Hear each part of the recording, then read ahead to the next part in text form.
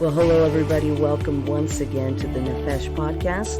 This is episode 44.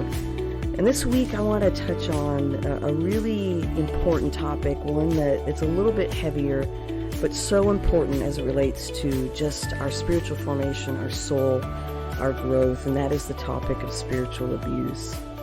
It's something that is an undercurrent of Christianity and has always existed. And one of the things that I want to clarify right up front is that all of us as humans, in our fallen human nature, not the human part of us, but the fallen, the broken part of our human nature, really pulls us towards disobedience towards God and away from God, and asserting our will, not just over God's will, but over anybody else's will. And it's something that I've talked about before, that God empowering us with free will is both an incredibly awesome, but also an incredibly dangerous thing, that we have the power to assert our will, not just over God. God allows us to choose to be in a relationship with Him, but we have the ability to assert our will over others. And that is the essence of abuse. You see this even as early on in the garden and after the garden. The first sin, the first act that is described with the word sin is when Cain kills his brother Abel. We see this story in Genesis chapter 4. Now, obviously, that's the most extreme abuse, which is taking somebody's life. But abuse happens in many different situations. And the qualifying part of this is that you and I, as in our fallen human nature, have the ability and the opportunities throughout our lives to take others for granted, to manipulate them, to assert our dominance and our power over them. From parents, teachers, bosses, pastors, anybody who has any type of, not just authority, but anybody who has any relationship with anybody else has the ability to do this. And we see this in marriages. We see this just in friend relationships.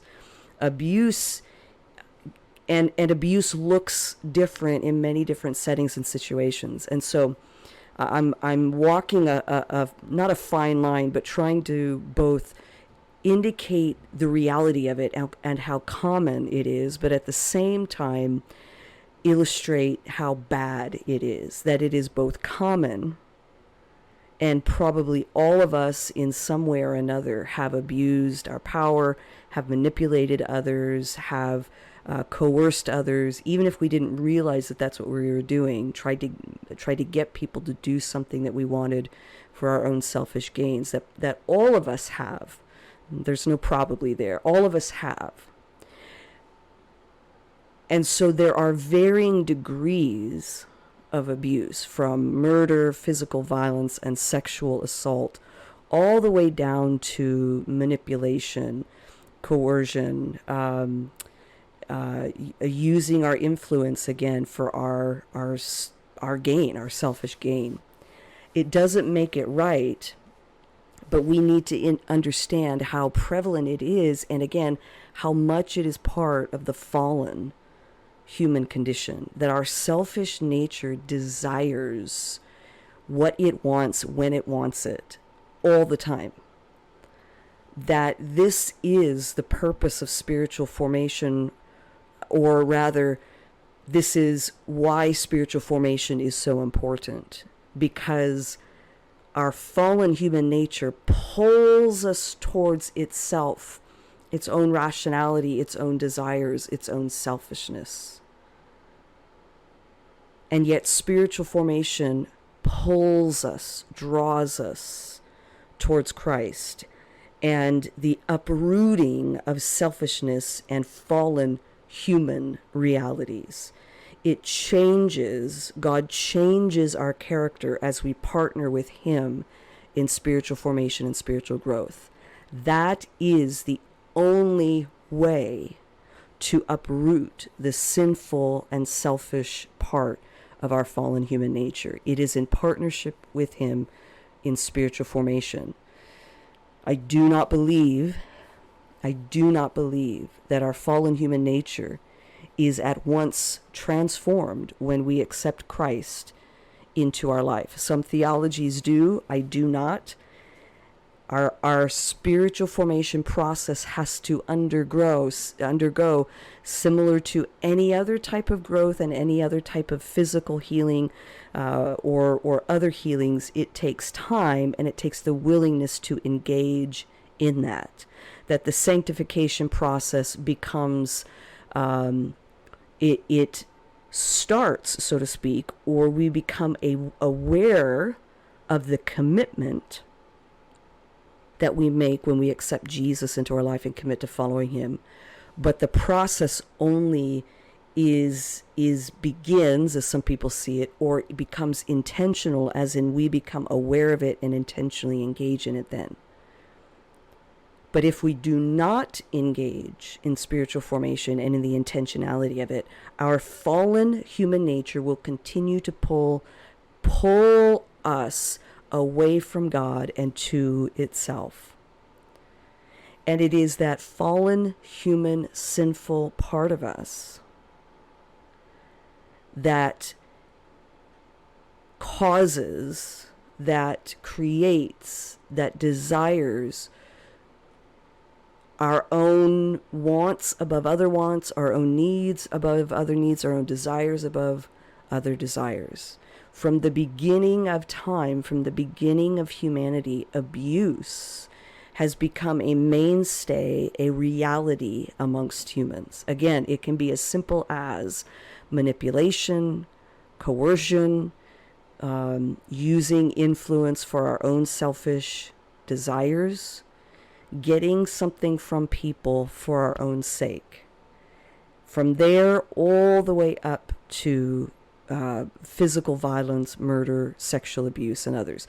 Now, there are other terms that we would use for that, and that again, that could be simply manipulation or coercion.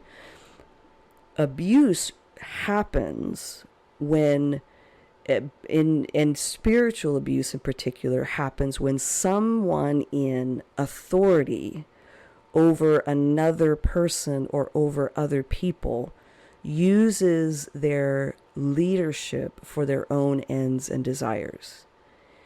And that, again, runs the gamut between sexual abuse, as we've seen, unfortunately, not just in the Catholic Church. I don't want to demonize or vilify them, but we've seen a lot of it there. So sexual abuse of any kind by a spiritual leader, all the way down to manipulating people for our own desires, even if the motive is pure, or I don't know if the motive would be pure there, even if the intention is for their good. For example, I really, really care about somebody. I do not want them to, quote, go to hell when they die. So I might manipulate them. I might strongly coerce them. I might use my words to get them to make a commitment to, or to ask Jesus into their life, because I am concerned about their soul. But the tactics I am using really violate their free will. It is coercive, it is manipulative, maybe even fear-based, and I'm using that to get them, even if I think it's a good thing, to get them to avoid hell, so to speak. Several years ago, I was recommended a book called Boundaries. It's one I've referenced before. It's one I feel like I know by heart, by Doctors Henry Cloud and John Townsend. They are Christian psychologists. They come out of, I think they teach or taught at Biola, the Christian University down in La Mirada, California, one of the big Christian schools there. And I am so grateful. That was a life-changing, life-altering book. Very easy to read. If you don't have it, I highly recommend it. You can get it in almost any form. Boundaries with Kids, General Boundaries, just basic boundaries book, Boundaries in Marriage, all of that, just really, really important stuff. And it laid out in a very healthy way how we were meant to interact with one another. And again, I appreciate both their psychological but also their Christian approach to this. And they lay out a very good case for how boundaries should look in our relationships with one another. That we are responsible for ourselves, but not for others. That we have a responsibility to one another, but not for one another. And that we as humans were not meant to violate the free will of other humans. And they really are repeating in a layperson way what theologians have talked about for thousands of years. And so there are, many great theologians, Christian or church fathers throughout the years who've talked about this. There are other books as well that lean into this a little bit more. Family systems theory, Murray Bowen, I think, is the I might be misremembering that name, but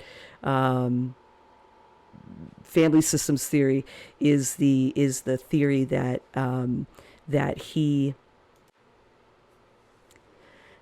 he developed, that really understood the dynamic in families, and it seems to reflect this boundaries concept that Cloud and Townsend get into. And there are some really good books that talk about pastors and how they interact with their churches and healthy ways to do that based upon this family systems theory. It lays out, both really help to lay out how destructive coercion and manipulation are, whether it's in family dynamics, the workplace, or the church. And it brings down to particularly Christians who we are guided by a different ethic, and yet, or supposed to be, and yet we do not seem to act differently. Our churches are no different at times than non-Christian organizations. Our family units look no different at times than other family units. Yet we are supposed to be guided by a different ethic, a different understanding of how to treat one another and how to love one another. And these works, both by Cloud and Townsend and others, I think have really helped to change the dynamic, or helped people to understand what is okay and what is not okay. Back when the Me Too movement came out, and for those of you unaware of, and it really came out around, I think 2016, 2017, and the pandemic took over every part of our lives, and so those movements continued, but kind of got drowned out with other things. But the Me Too movement was really about identifying the abuse of women, whether sexual assault or any type of any type of interaction that was offensive, that was misogynistic, sexist, or was in any way attempting to minimize women, and and doing it by a sexual act, a look, a statement, something that violated a female in any way in that sense.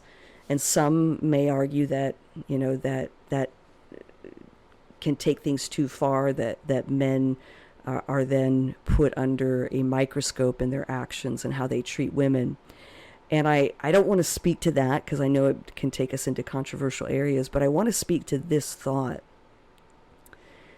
that the ethic to which Christ calls us is that we are to love and respect one another, and that loving and respecting one another and serving one another should separate Christians in their lifestyle and their actions from every other person. And the amount of people who call themselves Christians in the world, we should have not near as many issues of sexual acts or discrimination or violence or things done in sexual manners that are offensive to women or to children or to others. But the Me Too movement brought to light things that we were taking for granted. I think men were taking for granted. I think even in the church we were taking for granted. And it was around that time that there began to be another movement, a lesser known movement, #Church2. So instead of Me Too, it was Church2. And again, it got drowned out by the Me Too movement and other movements. But people began to share their stories of abuse in the church, whether sexual abuse, verbal abuse, violence abuse, physical abuse, the dominating, manipulating, coercing, abusive, selfish action by any person in authority in the church. And stories have come out and continued to come out since then. The continued issues within the Catholic Church, the issues of sexual abuse in the Southern Baptist Convention. And there are more, unfortunately, even stories that we've heard from Hillsong Church that has just had a wonderful influence all over the world, and especially in the area of worship, but also creating a new dynamic for people to understand and connect with God, from pastors like Carl Lentz, but even to the founding pastor Brian Houston. There have been and continue to be issues and stories and reports of abuse that have been covered up, that have been not nearly as promoted or discussed. And there are a lot of reasons for this, and reasons that we may get into in another podcast. This won't be the only episode on spiritual abuse, because it is such a significant theme that people are not talking about. But one of the reasons it gets covered up is because people one of the reasons is that people will argue that if it becomes known, the world outside, the people, the non-Christians, they will only use it as an excuse to not go to church or to vilify Christians. And so we will cover this up. We will, give the person who's complaining hush money, or we will just remove the pastor, and this happened a lot in the Catholic Church. We will just move the priest from one location to another because we do not want the attention or the lawsuits, or again using a very poor justification that if the world knew, they would reject God, the church, our spiritual authority, and they would say, well, Christians in the church are no better than non-Christians.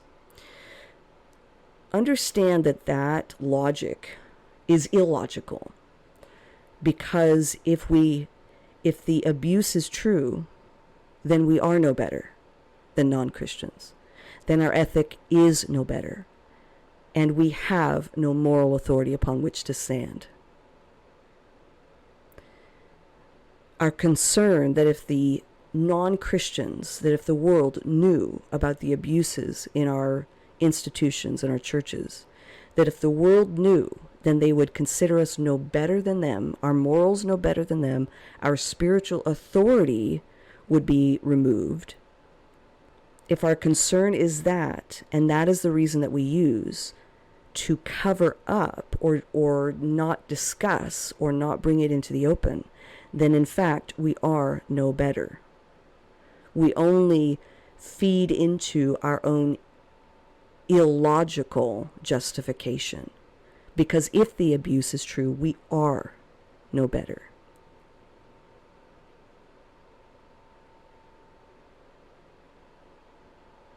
And we are no better because we are not moving into spiritual formation. The evangelical church, probably for the last 1700 years, has moved away from understanding the calling that Jesus made to discipleship and have turned it into a quick and easy get out of hell free card. And so we have amassed Christians, quote Christians, unquote. But where are the disciples of Jesus who are not better in the terms of we are more holy or better than you as a human, but that our morals and our ethics are different, that we are bound and actually live by different ethics and morals, and we treat one another differently. And our institutions look different, and we look different, not because we're trying to, but because we are different. It is not a matter of being no better or better than. It is a matter of being different, set apart. Not that we are setting ourselves apart, but that Christ, because of the work in us, is setting us apart. We become set apart because of the work that Christ is doing in us. And everything that we are, everything, the way that we live reflects that Christ transformation, Holy Spirit transformation in our lives. Spiritual abuse comes in many different forms. Again, from sexual abuse all the way down to manipulation, coercion, fear-mongering, verbal abuse, attempting to control somebody's actions or life,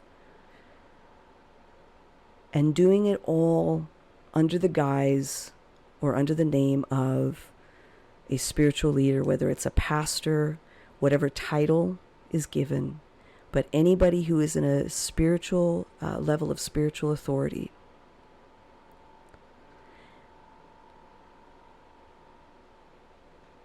And we have excused and justified it, even the quote minor unquote, and I don't mean that to say that they are minor, but we may not really touch on them as much because we again excuse them. We excuse the leader. The leader is anointed, but the leader mistreats those closest to him or her. The leader mistreats her employees. The leader mistreats the other pastors on staff or the other people in the organization. But it's just because the leader is passionate. The leader has special privileges. This is something that in Tom Marshall's book, Understanding Leadership, a really good book on leadership basics and particularly for Christian leaders, he talks about what's known as the status trap. And he indicates that that it is very easy, first of all, to fall into that, especially as Christian leaders, especially as pastors, that pastors might give up certain things like more money or health care if they get other perks from the job, if they get a bigger office, if they get status in the community. I have seen this in some churches, unfortunately, and in some ethnic groups, in some cultures where the pastor is really elevated high above high above the other other congregants. The pastor is seen like truly the Lord's anointed, and you're not allowed to say anything, disagree with the pastor. If the pastor has a need, you're supposed to meet it. And if you've got a skill set, you're a plumber, or you're an electrician, or you are a mechanic, it is expected that you will do something you will fix the pastor's car for free, and that you are at the pastor's beck and call whenever the pastor needs help. I've seen this. I've heard about this, but I've also seen this. I've witnessed this. And so you might take a lesser salary, but stay in that community because of the perks that your status gets. You might get, the people in that community, in that church might serve your every need or want or desire, give you lavish gifts, and again, take care of you in such a way because you are the pastor. And the status trap is something that is more prevalent, again, in some cultures, some ethnicities, and some denominations within Christianity than others. But I can just tell you, this one I will not budge on. The status, these hierarchies and statuses that we've created is not biblical. Jesus came to serve, not to be served. The lifestyle that he lived was of a servant leadership. Jesus washed the disciples' feet. Jesus, and he didn't do that every time, of course. I mean, he allowed the woman to anoint him with oil because he knew it was time coming. He didn't wash their feet every time they went into a house, but he definitely did it at least once to show and give an example. But he certainly didn't lord himself above others. In fact, he reflected that type of authority was something that un-Christians did, non-Christian, non-people of kingdom of God. And the type of act and service that he lived, Paul calls us to. And you see this in Philippians 2. You can't get away from the servant leadership idea. And I don't know how we have justified it in the church over the years. If you're part of a denomination that believes that, I'm sorry, it's not biblical. That the pastor or the leader or the presbyter or the priest or the pope was never meant to get a higher anything, was never meant to be higher or more revered or more taken care of than the rest of the church. And that's not to say that they can't earn a decent living, that they can't receive gifts from others, but there is a difference from, being blessed every once in a while by your church or your church showing gratitude for you, and that's okay, then starting to see it as something that is expected because you are the pastor or the priest or the pope or the president or the superintendent or the presbyter. I don't agree with everything that the late Robert Schuller, who founded the Crystal Cathedral, did or church, the church that he led. I don't want to get into his his mega church or anything like that, but what I find to be just incredibly beautiful is that despite his fame, success, and the growth of his church, he continued to live in a very basic house, in a not so, I don't know that the area is nice now. I think even back then it was just an okay house in an okay neighborhood. It wasn't a mansion. It was maybe, like a basic ranch style 3 or 4 bedroom house, maybe smaller. He and his wife continued to live there. I don't know if it was forever, but it was even after his success. Again, I can't speak to any other part of his life or what he did with any wealth or that came in. And it's not to say that pastors can't have big houses, so I'm not even going to go there either.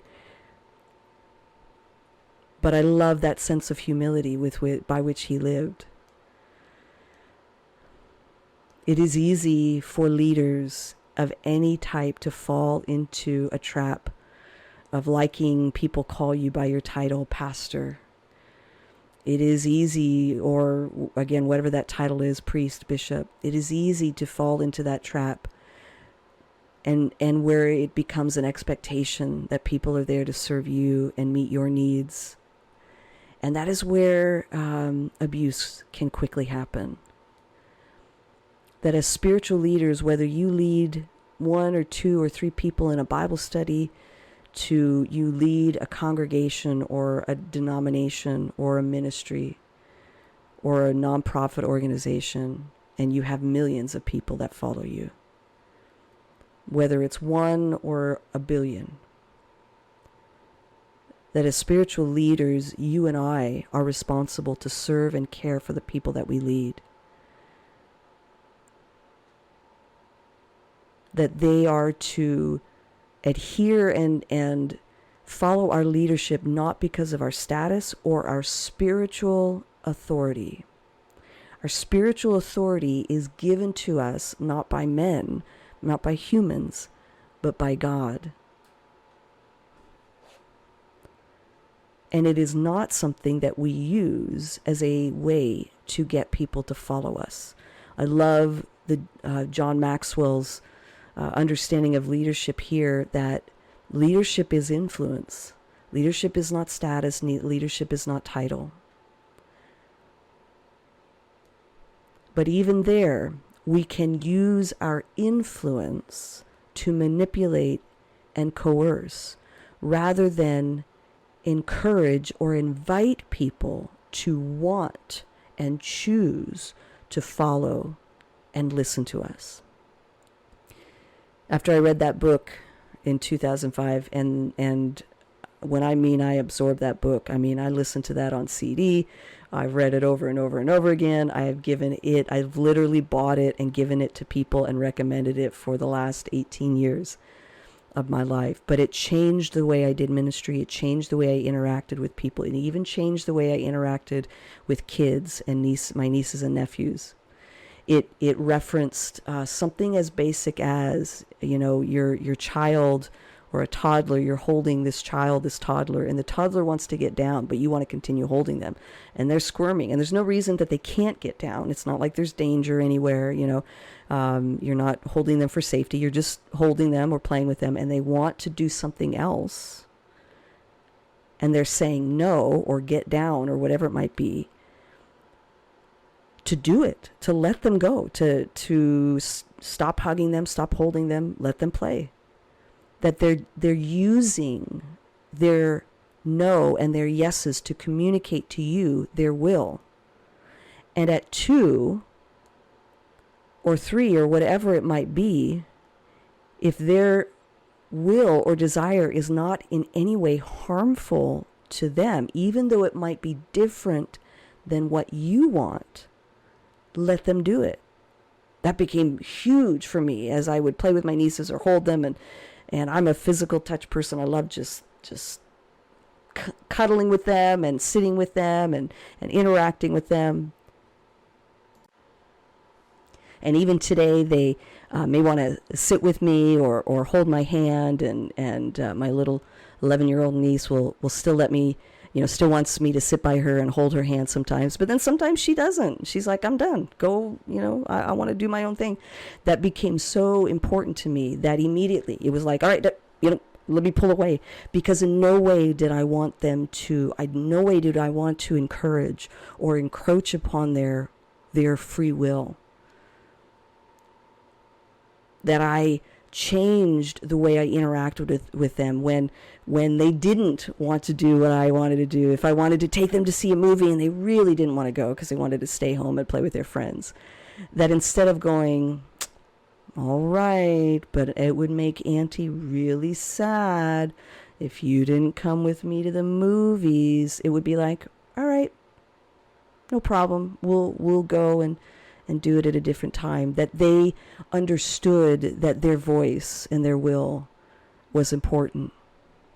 Although I do that today, but they're like adults and I do it to play around with them. A little bit of guilting them because they don't call me or talk to me enough. A little bit. But that book so changed my interactions, my leadership, and at least attempted to. And at that time, I was working with young people.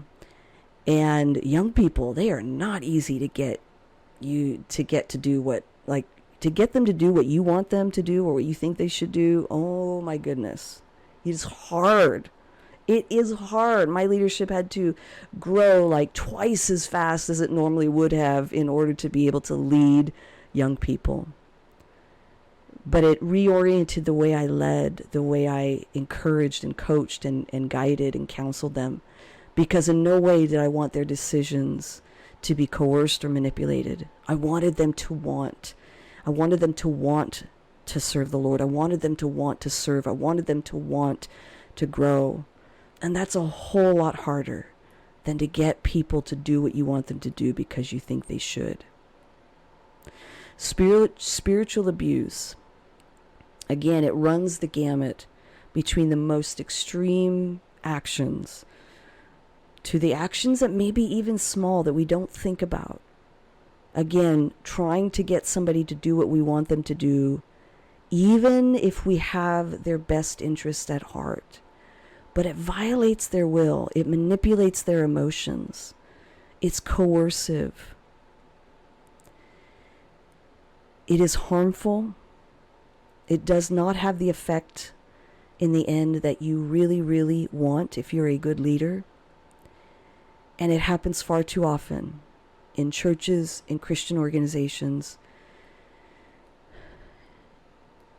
And it is something that must be talked about and addressed more. That God created our soul, our being, to be free to choose. That is the essence of the narrative in Genesis chapter 3. That the reason the fall happened was not because we have free will, but because we used our free will to disobey God and assert our wants, our desires above His perfect plan for us. Our free will is vital, and when we encroach upon it or harm or dominate others in an attempt to get them to do what we want, even if we think our motives are pure and our intentions are good, it does damage to the people whom we are leading.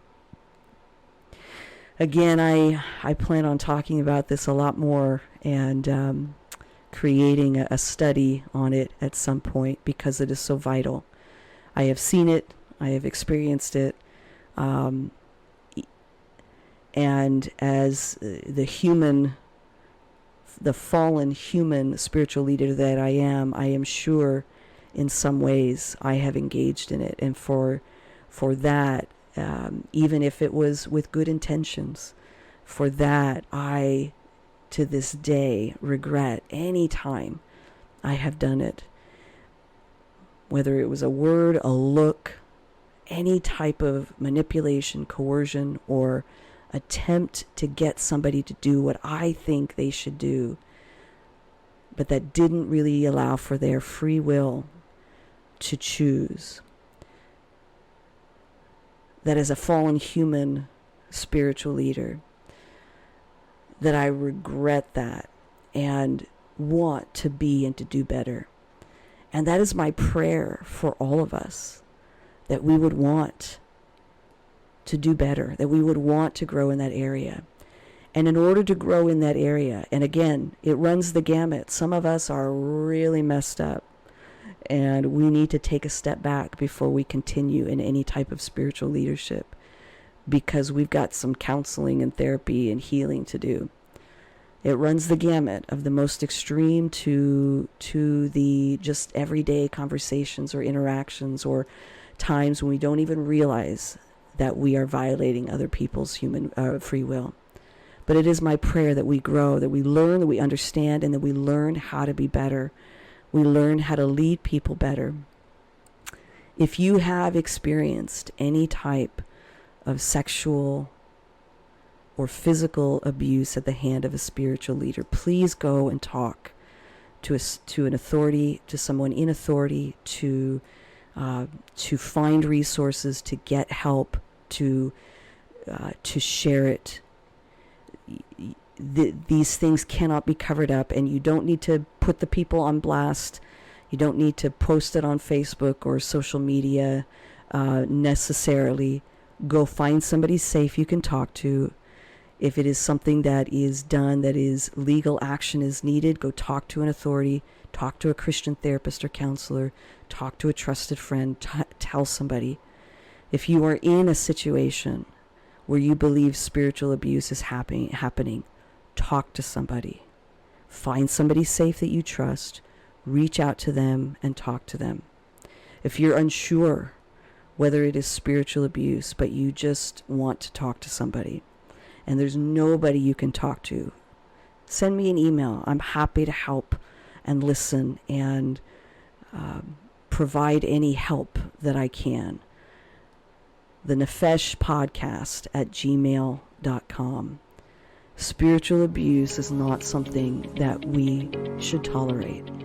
And prayerfully, scripturally, carefully going forward, and we don't want to accuse people that are not guilty of anything, so please don't go run out and start trying to bring down leaders who have not done anything wrong or done anything worthy of that. But please begin to talk to somebody about it and allow these issues to come to the surface.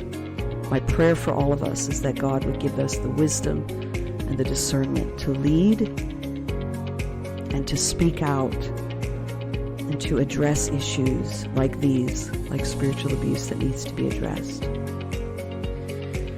Well, this has been the Nefesh Podcast, episode 44 on spiritual abuse. And again, if I could help in any way, the Nefesh Podcast at gmail.com. Let me know. And we'll talk to you next time. Bye-bye.